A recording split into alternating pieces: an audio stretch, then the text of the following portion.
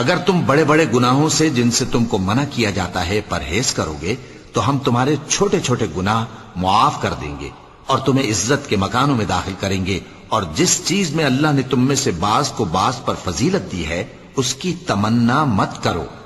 مردوں کو ان کاموں کا ثواب ہے جو انہوں نے کیے، اور عورتوں کو ان کاموں کا ثواب ہے جو انہوں نے کیے، اور اللہ سے اس کا فضل و کرم مانگتے رہو، کچھ شک نہیں کہ اللہ ہر چیز سے واقف ہے۔ اور جو مال ماں باپ اور رشتہ دار چھوڑ مریں تو حقداروں میں تقسیم کر دو کہ ہم نے ہر ایک کے حقدار مقرر کر دیے ہیں، اور جن لوگوں سے تم عہد کر چکے ہو ان کو بھی ان کا حصہ دو، بے شک اللہ ہر چیز پر نگراں ہے۔ مرد عورتوں پر حاکم ہیں، اس لیے کہ اللہ نے بعض کو بعض سے افضل بنایا ہے،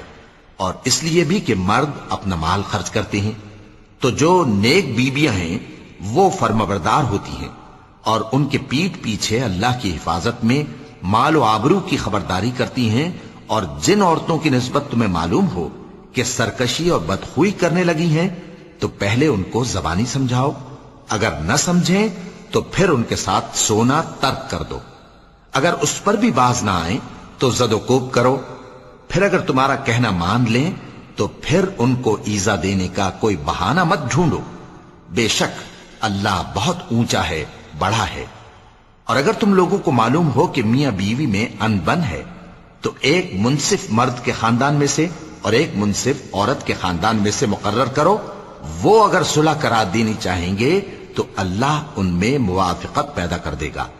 کچھ شک نہیں کہ اللہ سب کچھ جانتا ہے، سب باتوں سے خبردار ہے۔